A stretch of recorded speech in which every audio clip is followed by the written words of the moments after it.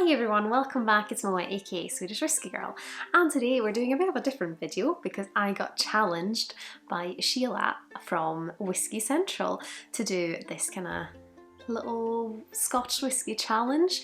I think it started by ADHD Whiskey, who did it for bourbon, but she swapped it around, did it for Scotch. So we have 5 categories, and I'll show you the choices I've made for each of them.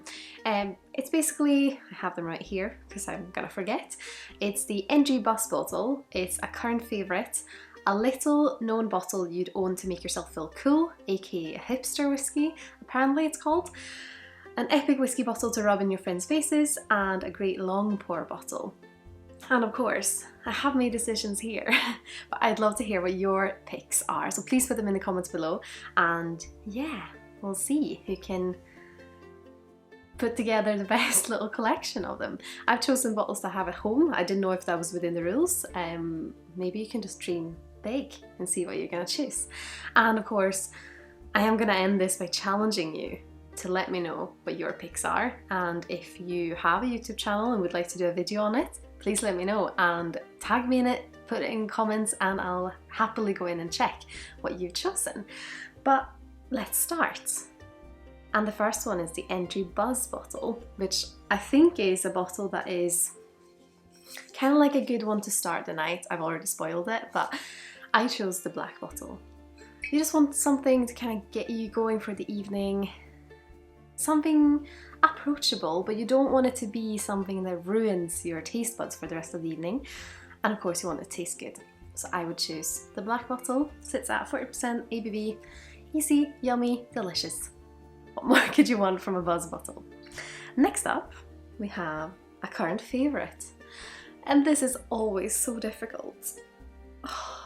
But I looked on my shelves and then I saw it. One of my absolute favourite whiskies. And I keep forgetting that I absolutely adore this whiskey. But yes, I had it the other day and I'm like, this is stunning. The Deanston Brandy Cask. So this sits at this is a 56.4% ABV, and it is, so good. So good. So a current favourite, my Deanston Brandy Cask, and I don't want it to go away, so I think that's why I'm kind of just not drinking so much of it. Yes. Well, the next one is a little known bottle you'd own to make yourself feel cool, aka a hipster whiskey.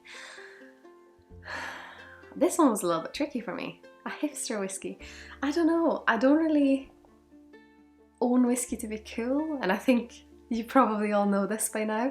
I go more on what I like or an interesting story. But yeah, I chose the Wilderness with Secret. This is called the Brexit blend. It is in the skull bottle. I think it's quite cool. I won it in an auction, so just that makes me feel a little bit cooler.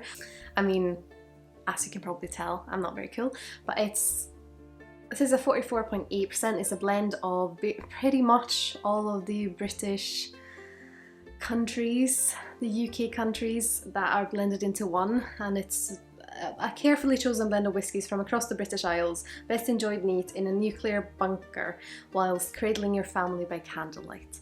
It is one that we bring out to guests and they think it's quite fun, so I think this is probably my best pick for it. But I'd love to hear what yours are, because this one was the one that was like, I'm not really sure. Next one is an epic whiskey bottle to rub in your friends' faces. And I've just gone for one that I absolutely love, and that is the Aberlour 14-year-old single cask edition, distillery exclusive. Sits at 57% ABV, and because Aberlour is generally not bourbon and this is a distillery exclusive, and I think it's delicious, this is probably the one that I would hopefully, not hopefully, what's it called, excitedly take off the shelves, like pour a dram to my friends and be like, taste this deliciousness, and hope that they also love it. But yeah, it's just because I love bourbon yumminess. And the last one is a great long pour bottle. I didn't know what long pour was, but now I do. So every day's a school day.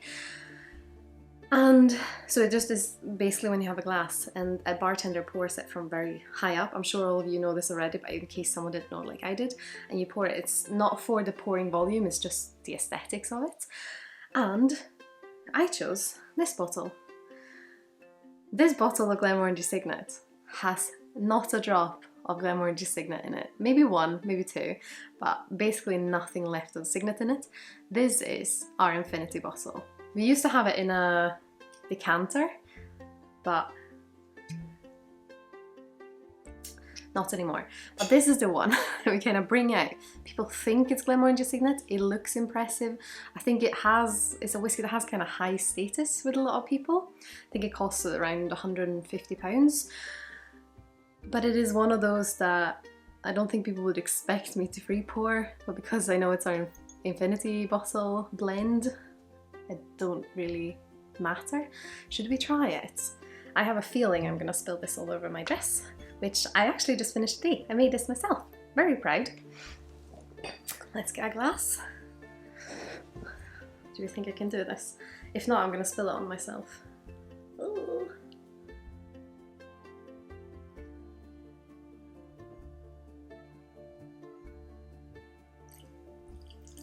Ooh.